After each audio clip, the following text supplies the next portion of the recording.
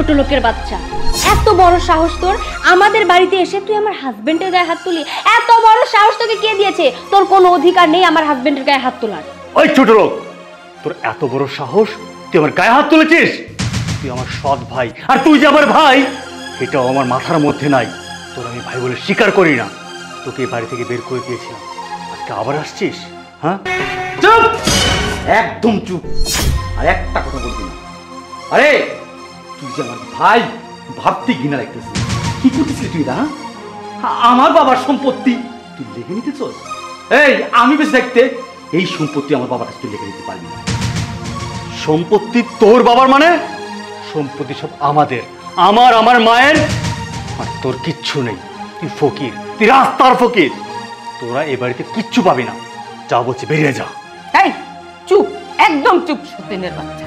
কোন সাহসে তুই এই বাড়িতে পা দিয়েছিস? হ্যাঁ, তোকে এই বাড়ি থেকে বের করে দেওয়া হয় নাই? তোর লজ্জা শরম বলতে কিচ্ছু নাই? এই কে কে তোকে এই বাড়িতে আসতে বলেছে? আমার স্বামীর সম্পত্তি ওর বাপের সম্পত্তি ও লিখে নিবে, আমার স্বামীর সম্পত্তি আমরা নিব, তাতে তোর কি? হ্যাঁ, তুই এই বাড়িতে কেন আসছিস? এই বাড়িতে তো তোর কিচ্ছু নেই। যা, এই মুহূর্তে বাড়ি থেকে বেরিয়ে যা। হ, গেছিলাম গা, আবার কেন ফেরত আসে জানতে চান? আপনারা কি শুরু করছেন? আমাকে বাড়ি থেকে বাইরে করে দিয়েও শান্তি মতো থাকেন নাই। তারপরে কি শুরু করছেন আমার শ্বশুরের সাথে? তারা সারা দিনটা 24 ঘন্টা অত্যাচার করেন। আজকে আবার কি করতেছেন? তারে জোর করে তার জায়গা সম্পত্তি যা আসে সবকিছু লেখা নিবেন। এইটা আমরা বাইসা থেকে কোনোদিনও হইতে দেবো না। এর জন্য এই বাড়িতে আবার এসি, যাতে আমার শ্বশুরের জায়গা সম্পত্তি আপনারা জোর করে নিতে না পারেন। বাবা, বোবার মুখে দেখা যায় বুলি ফুটেছে। শোন, তুই একজন কামলার বউ, সেটা ভুলে যাস না। কামলার বউ কামলার বউয়ের মতো হয়ে থাকবি। তোকে আমাদের বাড়িতে কে আসতে বলেছে? আর আমাদের সয় সম্পত্তি আমরা কি করব না করব সেটা একান্ত ব্যক্তিগত আমার। আমরা সুখে থাকবো, আমার শ্বশুরকে কিভাবে রাখবো সেটা আমাদের পার্সোনাল ম্যাটার। তোকে তো বলিনি আমাদের বিষয়ে নাক গলাতে। তুমি চুপ করো, তুমি চুপ করো বৌমা। অনেক কথা শুনছি, এতদিন কিচ্ছু কই নাই, কিন্তু আজ আমি মুখ খুলবো। তোমার অনেক শখ করে আমি এই সংসারে আনছিলাম, অনেক আশা করে আনছিলাম তুমি আমার ছোট পোলার বউ। এই আমি কিন্তু এখনো বাইসে আছি, আমি কিন্তু এখনো বাইসে আছি, আমি মরি নাই। তোরা জোর করে আমার কাছ থেকে সয় সম্পত্তি লাইকে নিবি। বাবা, ও বাবা, আজ আমি কারে দেখতেছি? তুমি সেই বাবা যে বাবা আমারে আর আমার বউরারে বাড়ি থেকে বের করে দিয়েছিলাম। আমি তো এই দিনটার অপেক্ষায় ছিলাম। আমার বাবা তো এমন ছিল না। আমি অনেক মানুষের কাছে শুনছি, সেদিন থেকে আমার এই সৎ মা বাড়িতে আসলো, তারপরে থেকে তুমি বদলে গেলা। কেন বাবা? আমি কি দোষ করছিলাম? আমার কি এমন অপরাধ ছিল? তোমরা সবাই মিলে আমাকে দুজনকে বাড়ি থেকে বের করে দিলাম। দেখো বাবা, দেখো, ওদের কথা শুই না তোমার নিজের রক্তকে তুমি পর করে দিছিলা। বড় ভুল করছিলাম বাবা। কেন করছিল? আমি এই পৃথিবীতে আসলে কি আমার অপরাধ? আর যদি আমার মা বেঁচে থাকতো তাহলে আমার কামনা হইতো না। আমি একদিন এই সুযোগ হইতাম, লেখাপড়া শিখতাম, কিন্তু কোনো কিছু করতে পারলাম না। শেষ পর্যন্ত তোমরা সবাই মিলে আমাকে বাড়ি থেকে বের করে দিলাম। কেন মা?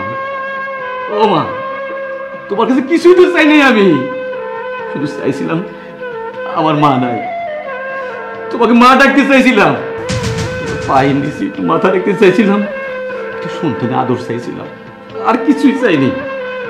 শেষ পর্যন্ত তোমরা আমারে বাড়ি করে দিলা, তাতে আমার কোন দুঃখ নেই।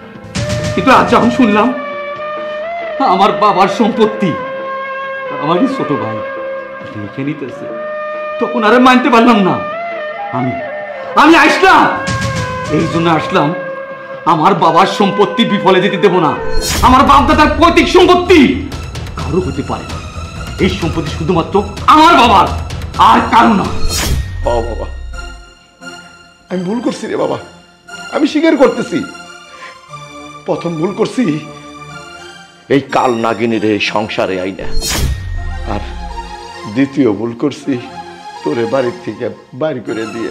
ওর কথা মতো অনেক স্বপ্ন, অনেক আশা নিয়ে আমি এই মহিলাটারে এই সংসারে আনছিলাম।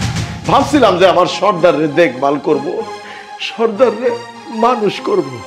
যেদিন থেকে এই সূর্য ওর পেটে আইছে সেদিন থেকে ও পাল্টাই গেছে, ওর কাল নাগিনীর রূপ দেখাইছে, তারপরও ক্ষান্ত হয় নাই। আমারে দিয়ে তোরে বাড়ির থেকে বাইর করে দিল। তোরে বাইর করে দিয়ে কিন্তু ও থামে নাই বাবা, আমার উপরে দিনের পর দিন স্টিম রোলার চালাইলো, অমানসিক নির্যাতন করলো।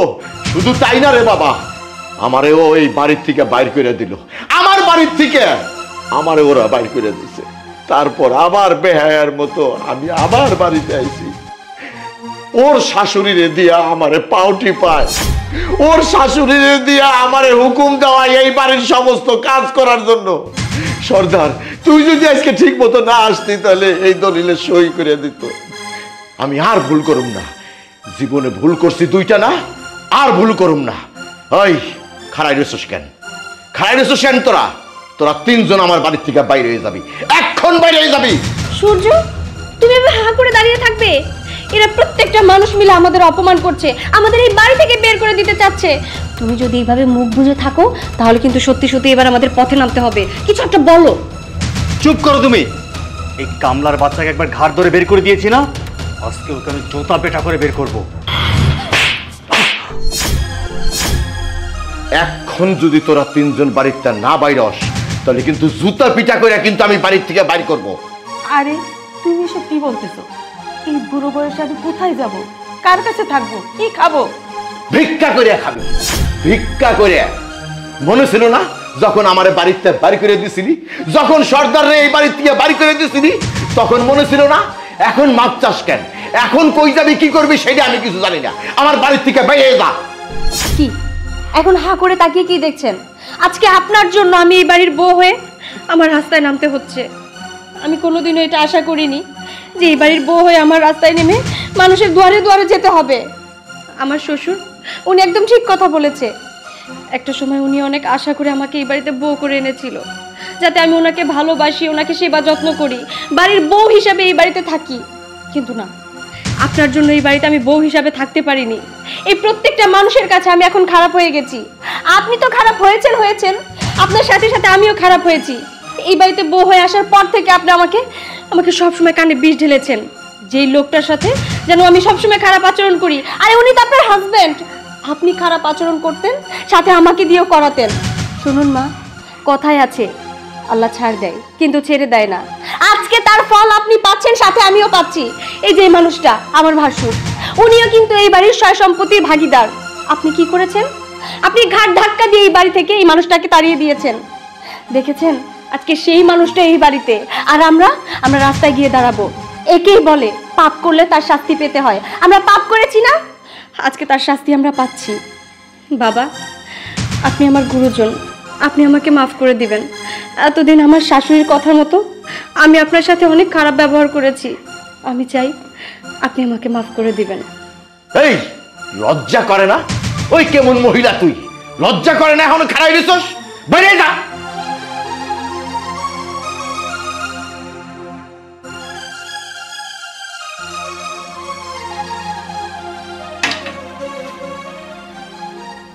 বাবা, ও তুই ওরে পর করে দিলেও আমি পর করে কেমনে? আমার তো আর আপনজন কেউ নাই যে আমার 10 মাস 10 দিন পেটে রাখছিল না, এ তো উপরে চলে গেছে। আমি কোনো রাগ করিনি। আমি চাই সারা জীবন তুমি আমার বুকে থাকো। তোমার বুকে একটু ঘুমাতে যাই বাবা। কতদিন হলো আমি তোমার কাছে ঘুমাই না বাবা, তোমার আদর পাই না বাবা। সর্দার, বাকি জীবন যতদিন আমি বাইসে আছি তুই আমার বুকটার মধ্যে ঘুমাবি। আর এই যে দলিল, এই দলিলের প্রকৃত মালিক তো তুই। এই দলিল আমি কি করব? আমি আইজ আছি নাই কাল, এইটা তোর কাছে রাখ। তুই তো আমার সব রে সর্দার, তুই আমার সব। আমি সম্পদ দেখি করবো, আমার সম্পদের দরকার নেই। আমি শুধু আরে বাবাটা লাগবে, আর কিছু লাগবে রে বাবা।